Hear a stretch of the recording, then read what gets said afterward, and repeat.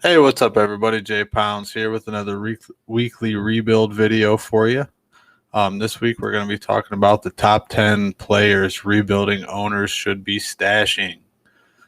These are some of my favorite players because I consider them lottery tickets, and they're really kind of opinion based. You really can't be right or wrong on them because, honestly, most of them probably won't hit anyway. I feel like a lot of these players have a very good chance of hitting. I'm kind of exaggerating a bit there, but again, they're players that are far out from producing. I'm not counting on them producing in 2021 by any means. So these are 2022 or later players you can get on free agency or in free agency or for a third round pick or an average player or something like that. I want to talk about last week's video real quick. It's what got me doing. I'm going to try to do a few of these top 10 articles. You guys really, really seem to enjoy it. It's at over 350 views already. So, with that being said, I want to do something this week where we do a giveaway, and we're going to give away a Dynasty Owner t shirt. And for that t shirt, I just want to get to the same 350 views, 40 likes, and you have to comment. I believe you have to comment to be entered into the random selection. So make sure you like the video and comment. There's no time frame on it. So let's just get watching. Um, my goal with this here is I have an orphan team coming up when the guys at Dynasty Owner are able to get the multiple team platform up and going. And I want to be as interactive with you guys as possible because I want to kind of build this orphan team together.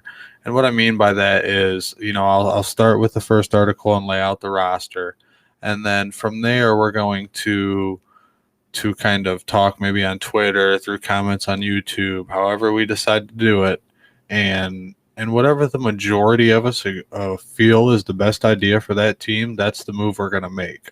We'll start by tearing the team down. If there's one, maybe two players we want to keep as building blocks, like a Justin Jefferson or somebody, yes, we'll keep that player. But aside from that, we're going to tear the team down, get some picks, and then we'll go from there and decide how we want to build this team up. And we'll try to use these strategies I've been talking about and see if we can build a successful contender that's ready to win for a few plus years. And I want to do that with you guys. Like I said, I want to make this as interactive as possible. I don't want this just to be you guys listen to me every week and that's that. I would love to get involved with you guys like that, and I'm hoping this will kind of be a stepping stone to that for this orphan team series that I'm going to be doing. Those videos I'm going to try to do maybe once or twice a month. They'll all be geared towards the rebuild articles that I do, and like I said, it's just something we can do together and hopefully have a little bit of fun with, and kind of get to know each other a little bit maybe. That being said, let's get right into the top 10 players. Actually, before I get started, some of these players you might consider a buy. Next week, I'm going to do the top 10 buys, sneak peek. Taylor Heinicke, 27 years old. He's a free agent right now. 2020 stats are 12 of 19 passing, 137 yards and a touchdown. Obviously not crazy numbers. He only appeared in one game. He came in poo-poo time for Dwayne Haskins and darn near let a comeback for him against the Panthers. And then on 1 week's practice, went out on one of the top defenses in the league, threw 306 yards and a touchdown. He did have a pick. They did lose the game, but he didn't look bad. He played well enough that Washington's seriously considering re-signing him. Obviously, they'll probably bring somebody else in as competition, but it's looking like Heinicke's going to get a fair shot at the job there. And if not, then you just dump him. And that's why I consider him a stash. He's nowhere near even a lock to be on a roster, let alone going to be playing in 2023 like the rest of these guys I'm hoping are. So for now, Heinicke's somebody you stash for now. And then if he does end up getting the starting job and you're a rebuilding owner, you trade him for some picks and use them guys as your stash. You're not really stashing Taylor Heinicke. You're going to stash your picks. So just keep that in mind. Even if you get a second rounder for him, maybe you look at that. Laviska Shenault, he was a second rounder last year, so you can look at it that way too. At number 2, we have Van Jefferson, 24 years old, 3 years, 1.4 million. His 2020 stats are 19 catches, 220 yards, and a touchdown. This guy's going to benefit big time from the Stafford Goff trade. I feel like Goff was kind of holding that offense up as a whole. He kind of limited the offense in a way and limited what McVay was able to do and what McVay's trying to accomplish there in Los Angeles. I don't think McVay wants to be a crazy run-heavy team. I think he wants to have a lot of balance. I think he likes throwing the ball. I think his system is designed to throw the ball, and I think we're going to see that a lot more. The things Van Jefferson has going for him is Cooper Kupp and Josh Reynolds are set to be free agents, and it's highly likely Josh Reynolds moves on. Cooper Kupp will probably be back, but I'm thinking it's going to be on a franchise tag at this point. I haven't heard much about a long-term deal there for him. So if he comes back on a franchise tag, maybe the year after that, you have Robert Woods and Van Jefferson, with Woods aging a bit, and Van Jefferson can really start to flourish. They spend a second-round pick, the same they did on Akers as him. So I feel they're wanting Akers and a Jefferson to be their core here in 2 or 3 years, as they get a little bit older with some of the position players they have now. At number 3, we have one of my personal favorite rookies, Quintez Cephus, 22 years old, 3 years, 734,000. 2020 stats: 20 catches, 349 yards, 2 touchdowns. Quintez Cephus is a Big Ten guy. I watched him quite a bit in college, so I like him a lot. He wasn't a high, pretty draft pick. He'll never be a sexy fantasy player, I don't think. But he will be a consistent fantasy player at some point in his career. I'm not saying it's going to be this season. A lot more than likely, probably 2022 is when people are really going to start noticing his name, and he'll become a little bit more known. Kenny Galladay was out pretty much all year, so Quintez Cephus was seeing a lot more coverage than he should have this season as a rookie, and he was still able to put up 350 yards and a couple touchdowns. He did have Stafford as a quarterback. That always helps. But with just Marvin Jones on the other side of the field, it's not like teams had to shadow him every play or anything like that, especially in the middle half of the season. That guy was not putting up much numbers at all, really, until later in the year, when he started blowing up quite a bit and really almost became a league winner in some sorts. Quintez Cephus really impressed me with this rookie year. He was inconsistent, yes, but I always just go back to a quote that I heard Jeff Okudah say back in college when he was asked who the toughest receiver he's ever faced was, and his answer was Quintez Cephus. And coming from a cornerback like Okudah, I kind of take that with a pretty seriously, and that's kind of stuck with me, and maybe I'm a little biased because of that. I don't know. For some reason, things like that tend to stick with people, and that's just a quote that stuck with me, and I've rode Cephus out. I actually have him on my own dynasty owner team, and just somebody I believe you should stash, and I believe is going to be productive at some point in his career. And even if it's just a flex player or a bench player here in Dynasty Owner, that's as important as ever when you're ready to compete. Those points are precious, and you need to value them, especially your bench points. I'm going to hammer that home as long as I'm part of the Dynasty Owner team. I think people overlook bench points. I know I did at first, and I won't anymore because it cost me a playoff shot. Honestly, I wouldn't be rebuilding right now if I would have paid attention to bench points a little bit better. And that's something I feel a lot of us probably do. Something on my mustache, but it's not a normal thing we're used to here in fantasy, and it's something we really have to take hold of and train ourselves to think about. At number 4, we have Tyler Johnson, 22 years old, 3 years, 737,000, 2020 stats: 12 catches, 169 yards, 2 touchdowns. Not crazy numbers by any means, but it just seems like when he made a play, it was a a highlight reel catch or a first down or something, a touchdown, just a big play that his team needed to get going, something like that. And it just seemed like every time he was involved with all those 12 catches, every single one of them was a crazy play, I feel like. In the Super Bowl, he had a really nice catch. It's just somebody I want to hold on to, and I see him with a bright future. They do have Evans, Gronk, Antonio Brown, Godwin, Cameron Brate, Fournette, Ronald Jones. So there's a ton of options. Scotty Miller, ton of options ahead of him right now. But that being said, in a couple years, half of those guys might be gone, if not more. Mike Evans is going to be getting older. Godwin's, I'm hearing franchise tag for him now. So he might walk after the following season. Antonio Brown's old and a nut job, so you never know when he's going to be out. Gronk's very, very old and retired 16 times now. So there is a clear path for Tyler Johnson to get some solid playing time here in a couple of years. It's just somebody you have to stash and wait for. Tom Brady trusts this kid in big moments. I think you should trust him enough to stash him on your fantasy roster if Tom Brady's throwing him the ball in the Super Bowl. Tom Brady doesn't make mistakes. He doesn't praise scrubs.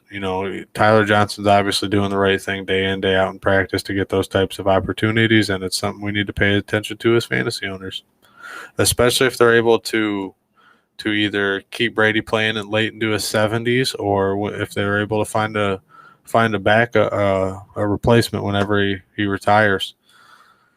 At number 5, we have Donovan Peoples-Jones, 22 years old, 3 years, 870,000, 2020 stats, 14 catches, 304 yards, and 2 touchdowns.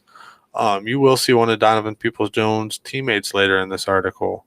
And that's just kind of due to the aging of Landry, the uncertainty of Beckham, them wanting to get rid of Njoku. Running backs don't tend to last forever.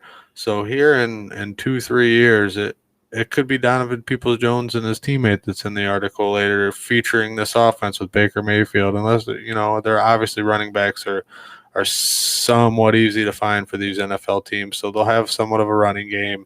And, I don't ever see this being a high-flying passing offense or anything. I always see them being a run-oriented team with 2 tight ends and things like that. But Donovan Peoples-Jones is a big-bodied wide receiver, a possession receiver, and he can make the big play here and there too, as we seen last year. So I just think that's somebody to definitely keep on your practice squad and stash for here in a couple years when some of these Browns receivers are starting to go. Rashad Higgins is a free agent this year. I don't see him coming back. So that's another opportunity right there, especially if Beckham and Rashard Higgins don't come back. That's big time for Peoples-Jones, and that could really, really boost him up rather quickly. At number 6, we have Tyron Johnson, 25 years old. He's a free agent. His 2020 stats are 20 catches, 398 yards, and 3 touchdowns. Probably, if I'm remembering right, the most productive player on the list last year, but he's also the oldest. He's a free agent, not guaranteed to go back to the Chargers. If he does go back to the Chargers, he's a heck of a pickup. He could be the number 2 that the Chargers have been missing since they drafted Mike Williams, and we're hoping he'd be that number 2 to Keenan Allen, and it just never, ever happened, and I don't think it's going to at this point. He's always banged up. He's so inconsistent.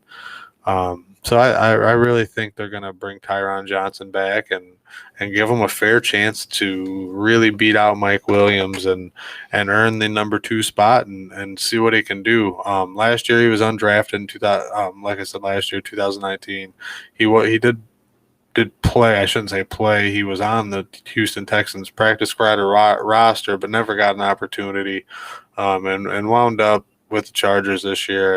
And Justin Herbert really seemed to take a liking to him at the end of the year. So, like I said, if he can keep that momentum going with Herbert and go back to the Chargers, I really think he has a shot to kind of boost his career a little bit and get going in the right direction. So that makes him a great stash for dynasty owners. At number 7, we have Salvon Ahmed, 22 years old. He's a free agent. 2020 stats, 75 carries, 319 yards, and 3 touchdowns.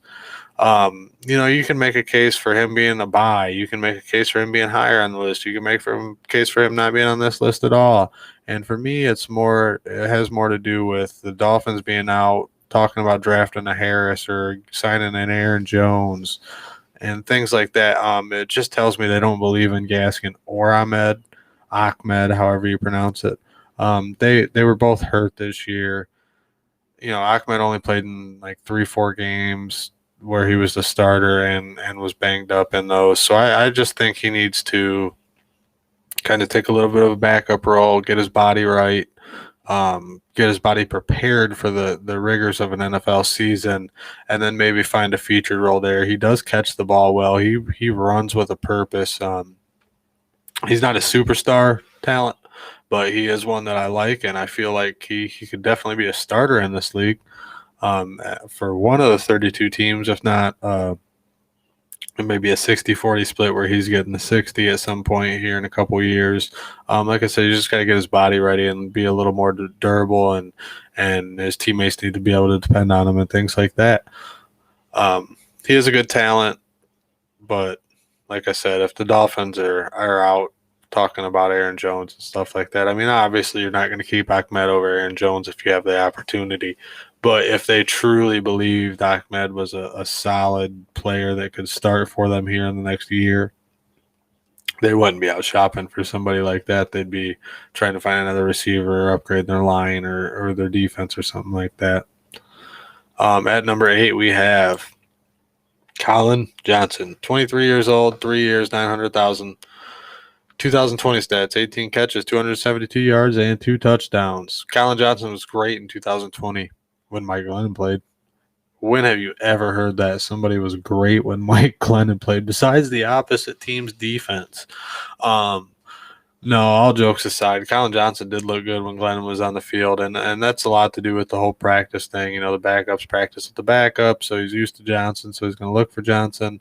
But, all that being said, Johnson did that on an NFL field, and he didn't look bad when he was out there. Now, he does have DJ Chark and Laviska Shenault going behind him. I don't think Keelan Cole will be back this year. So he does still have those two to compete with. But from what I've seen, I don't think DJ Chark will be back after 2021. So that really, really opens things up for Viska and Collin Johnson. And with a new coaching regime coming in, I think he's going to get a very fair chance at playing time, and it's just going to be an open slate, and may the best man win at that point. Like I said, Jacksonville is a bad offense, so anybody that shined in it, you kind of got to take with a grain of salt per se. But with no Doug Marrone there, players are going to actually get a chance, and he's not just going to play players to save his job. Urban Meyer is going to play the best players and the most athletic players, and we'll see if Collin Johnson fits that role. But for now, he's worth a stash that you can get for next to nothing. At number 9, we have Donovan Peoples-Jones' teammate, Harrison Bryant, 22 years old, 3 years, $1.1 million. 2020 stats, 24 catches, 238 yards, 3 touchdowns. As a rookie tight end, as a third-string rookie tight end at that. That's pretty impressive, guys. This is somebody in 2023 that could really be a top 10 tight end at least, especially if Hooper and Njoku are gone. At that point, he'd be the number 1 guy. Him and Peoples-Jones would probably be the focal points of the offense aside from the running game. And I really think Bryant could shine, especially if he's putting up these numbers at 22. He was known for a pass-catching tight end. So, that benefits him a little bit. But if they were putting him on the field that much, he was obviously doing okay at blocking too. They can line him up out wide. Kareem Hunt kind of cuts into that a little bit right now. But like I said, you're not playing for 2021. This is for 2023. And I think Harrison Bryant's a great buy for that. You can get him cheap, if not in free agency. I doubt he's widely available in free agency right now. But you can definitely get this guy cheap. And like I said earlier, with Peoples-Jones, with Beckham unknown, with Landry aging, with Higgins about to be gone, potentially, he's a free agent. It's just there's a lot of opportunities coming in near years for these young Cleveland Brown players. So pick them up while you can for cheap. price is only going to keep going up. And, what's a third round pick this year could be a high second round pick next year, or maybe a middle second round pick, or even it could turn into a first. You never know. But get them while they're cheap, and that's the whole name of the game while you're rebuilding. You want to get these players cheap and have them ready, competing when you're ready to compete, and they're producing at that point. And you can flip them for a couple draft picks and then trade them guys for a stud or whatever you need to do to get your roster around at that point. But just stock up on these guys because they're the ones that are going to bring value in the long run. Last but not least, we have Keyshawn Vaughn. Imagine what it would be to be a rookie and win a Super Bowl. First year in the NFL, and you do what most players never even come close to doing. This kid's 23 years old, 3 years, 1.1 mil, 2020 stats, 26 carries, 109 yards, 3 catches, 34 yards, and a touchdown, and that ring. Unbelievable. Lucky guy, man. But he never really got a fair shot. They signed Fournette. Nobody's seen him being a free agent in or that close to the season starting. So everybody was expecting it to be a battle between Rojo and Keyshawn Vaughn, and it never happened. Rojo really kind of took over at first, and then Fournette kind of rode the wave at the end.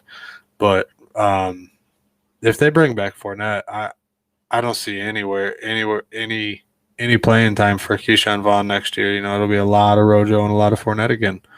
But that being said, he'll stay fresh. He's not going to get beat up. He's not going to have miles on his body. So he's okay to stash. A player like that's not seeing the field a whole lot. They're going to be fresh and ready to go by the time that time comes. And if Fournette doesn't re-sign and it comes down to Rojo and Vaughn, he's going to get some carries, and then maybe the year after that become the starter. So either way you look at it, it's not really that much of a risk, and you're kind of guaranteeing yourself somewhat of a running back here in the future, I would imagine. He didn't look bad when he was on the field. He didn't look great when he was on the field, but they did invest a decent draft pick in him, so I definitely see him getting a fair chance. That is all I have for you guys today. Like I said, the Dynasty Owner T-shirt giveaway. It's just something I want to do to try to get you guys a little more interactive here for this orphan team, because I think it's going to be a lot of fun trying to build this team together with a bunch of us. Make sure you guys are loud. Make sure I hear your voices and your opinions on this team. I just want to see what we come up with here, honestly. Are we going to build a team that kicks butt, or are we going to suck? Either way, it'll be a lot of fun. So I hope you guys are excited for it. Good luck on your 2021 chase for the ring. Good luck on your off seasons, and we will see you guys next week.